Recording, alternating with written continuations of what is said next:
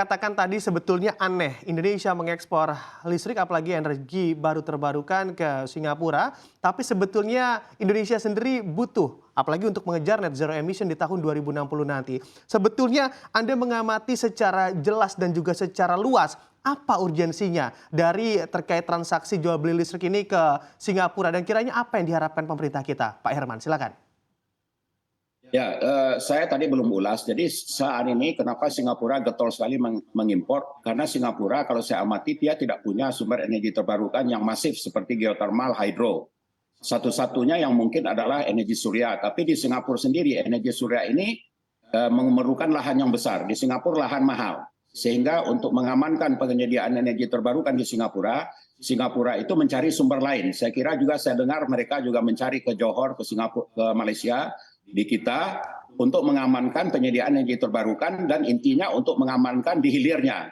Karena nanti itu akan muncul tentu kesepakatan internasional di mana kalau kita ekspor itu harus menggunakan produk ekspornya menggunakan energi terbarukan. Nah ini yang disiapkan oleh Singapura dan tentunya mereka sudah punya strategi dengan membentuk misalnya pasar kompetisi, membeli dengan risiko yang rendah. Dan untuk kita itu saya lihat kemungkinan besar ini kan dulu Singapura itu mau mengimpor dari Australia. Jadi Singapura ini memang mencari. Jadi mereka lah yang mungkin berusaha bagaimana kita menyetujui.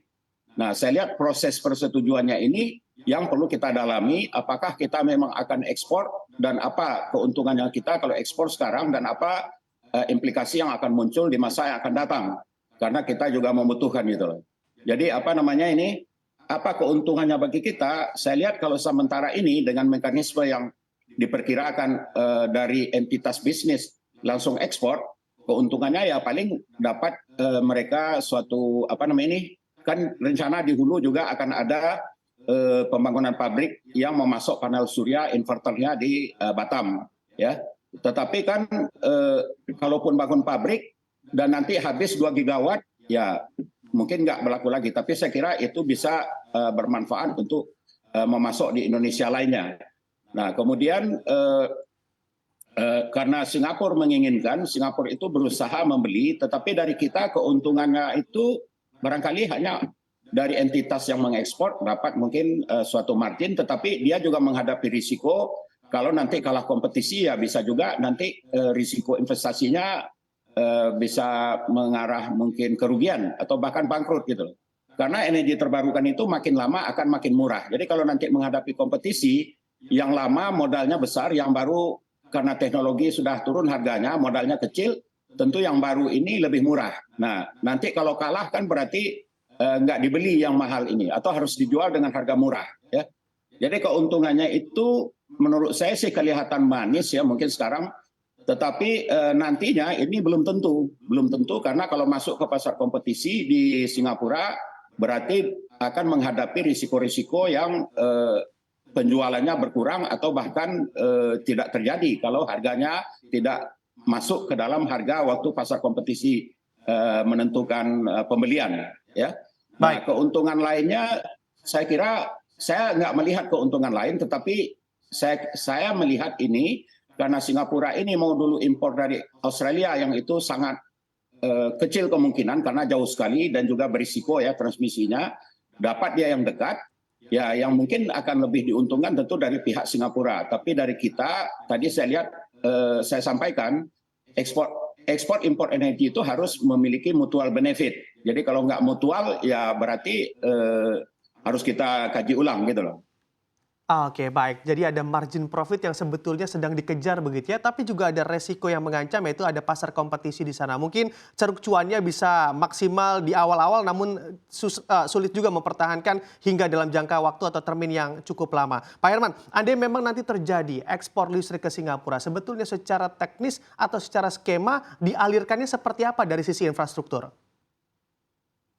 Kalau yang umumnya di semua negara, itulah yang perlu diatur dalam undang-undang atau peraturan. Jadi saya melihat sangat berisiko bagi kita kalau impor itu antara entitas perusahaan di sini langsung kepada Singapura. Di Singapura itu model pasarnya adalah dia ada wholesale electricity market, yaitu market operator, tetapi dari segi fisiknya ada penyedia listrik yaitu pembangkit yang berkompetisi masuk ke jaringan interkoneksi, terus masuk ke konsumen. Konsumen membeli dari jaringan interkoneksi dan konsumen membesar membeli dari wholesale electricity market tadi, dari pasar kompetisi.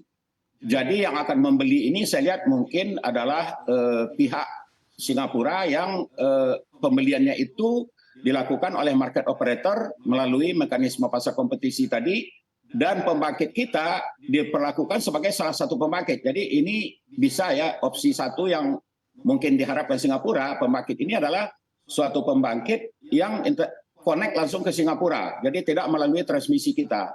Nah ini kalau di dalam diskusi kami di Dewan Energi, ini tidak baik bagi Indonesia. Jadi ekspor itu harus melalui jaringan, jadi berarti melalui PLN atau PLN Batam, dan kemudian baru diekspor. Tujuannya apa? Supaya ketika kita ada shortage, kita tidak mengekspor. Kita nggak selalu mengekspor. Ketika kita kurang, ya kita nggak mengekspor. Tetapi kalau dia langsung, tentu nanti pelakunya adalah perusahaan itu sendiri. Jadi misalnya perusahaan X mengekspor dari pembangkitnya langsung. Dan itu dalam draft kebijakan tidak begitu model yang kita usulkan. Di dalam kebijakan itu harus melalui utilitas milik negara. Jadi untuk apa? Saya balik ke yang lebih mendasar lagi. Listrik itu adalah hajat hidup orang banyak, kebutuhan pokok ya. Dalam kehidupan itu kan kita butuh oksigen, air, kemudian makanan, lalu listrik. Jadi apa namanya ini? Listrik itu nomor 4 sesudah kebutuhan pokok lainnya. Hajat hidup orang banyak. Jadi harus diamankan karena listrik juga akan menentukan perekonomian masa depan. Negara yang industri maju itu membutuhkan listrik lebih besar. Kita juga proyeksinya 2060 itu 2.500 terawatt hour. Kita baru sekarang 300. Jadi kebutuhan kita itu sangat besar sekali menuju 2060. Jadi ekspornya itu harus melalui jaringan interkoneksi yang antar negara. Di Eropa juga demikian. Di Eropa kebetulan itu ada Uni Eropa, jadi semua diatur oleh Uni Eropa. Jadi mereka punya market antar negara, jadi banyak ekspor impor. Dan harganya tadi tidak ikut di harga persaingan oleh power plant. Jadi dia punya harga yang disepakati dalam perjanjian. Jadi harga lintas negara itu harus ada ekspor impor itu ada harga yang disepakati. Jadi kalau kita ekspor tidak melalui interkoneksi dan ikut dalam pasar kompetisi, ini yang perlu dikaji. Akan banyak dampak yang bisa jadi merugikan di masa yang akan datang. Baik. Tapi kalau kita ekspor melalui jaringan dengan perjanjian antar negara dengan aturan-aturan yang mengamankan pasokan dalam negeri, ini tentu dapat dilakukan. Menunggu juga adanya peraturan itu.